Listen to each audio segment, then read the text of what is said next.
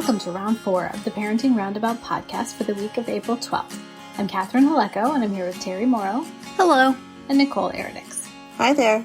As moms of teens and young adults, we've survived those little kid days, yet we're still rethinking the decisions we've made all through our kids' lives and worrying about what's going on right now.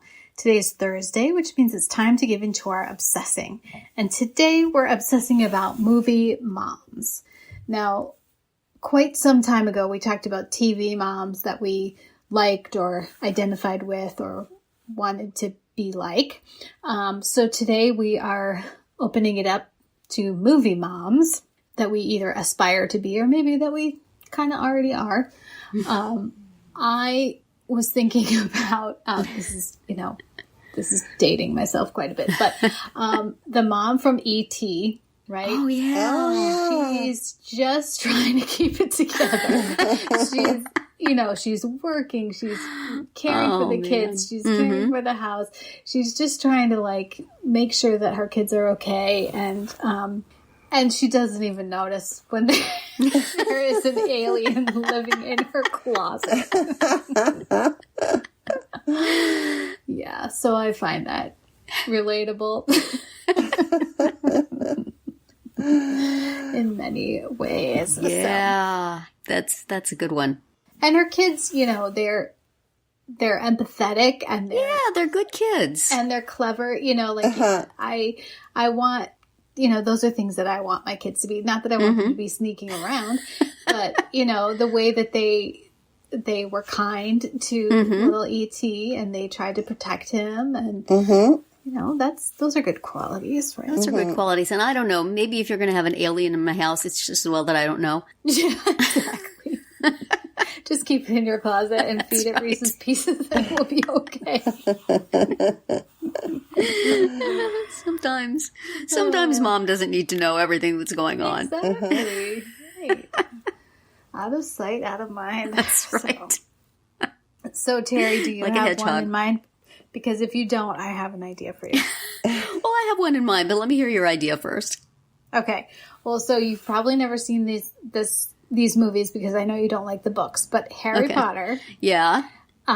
There's the Weasley family, the red-haired family. Yes. And Ron Weasley is Harry's best friend. And Mrs. Weasley, presides over this large family. And as you've talked about sometimes, that there are certain areas of your home that are going into genteel decline. Yes.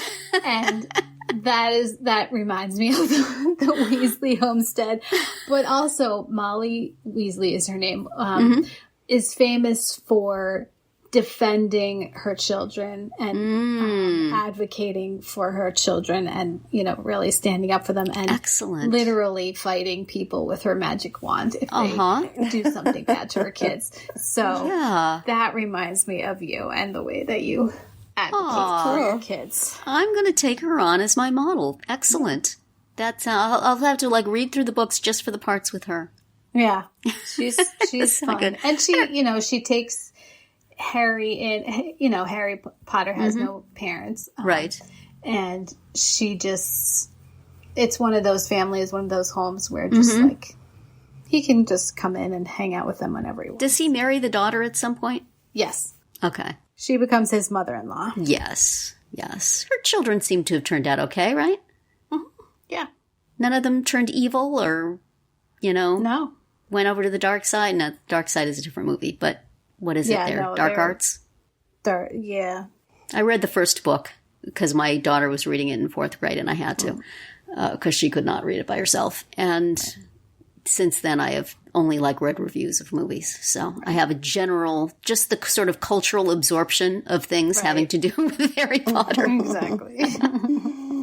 Well, I was thinking of a mother who is also very hands-on with her child, almost to his detriment, who's a good deal less charming than Mrs. Weasley sounds. And that is, I must say that I identify with her, even though she is supposed to be a figure of horrifying fun.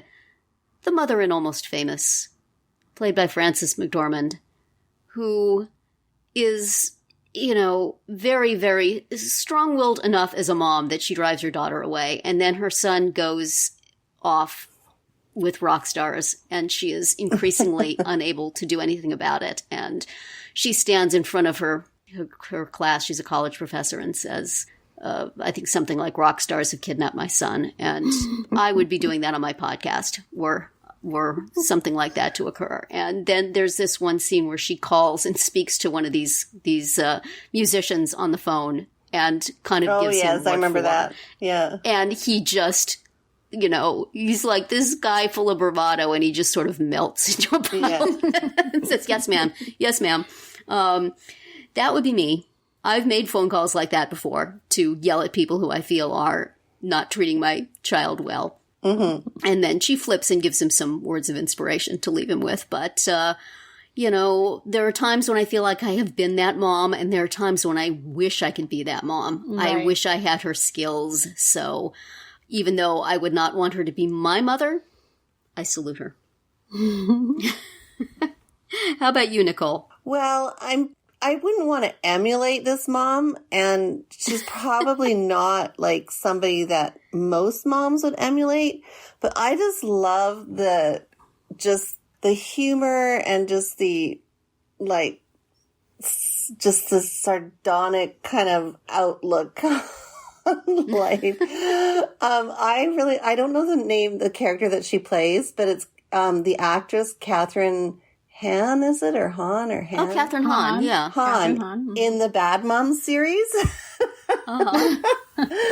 And like I said, not that I want to be like her, but it just makes me laugh because, we all have certain thoughts about the school bake sale or, the, other moms or whatever's going on. And she really amplifies those issues. And so sometimes what she says out loud are things that, kind of. Right. You wish. Yeah. Or that just to be like, not care about what other people think. It's just, she does her own thing and is who she is and doesn't apologize for it. So yeah, that's right. Definitely somebody. Like I said, I don't want to have her lifestyle. I just like her. But maybe a little of her. A little bit of mojo. Edge. A little bit of, yes. Yeah. Yeah. A little bit, yeah. So that is, and I like her in most of the movies that I've seen with her. I just love the characters that she plays. And, so yeah, just because she's got that outspoken kind of, I don't give, Yeah. a bleep. So, yeah.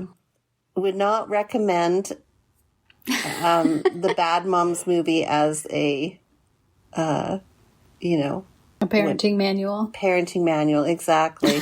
Any guidance on parenting. But if you are a parent, you will relate. Exactly. So, yeah. They're good movies, though. Just for light humor. Super light humor. Super light. So, yeah. But, well, I guess... Roll the credits. Well, that's it for today's Round 4.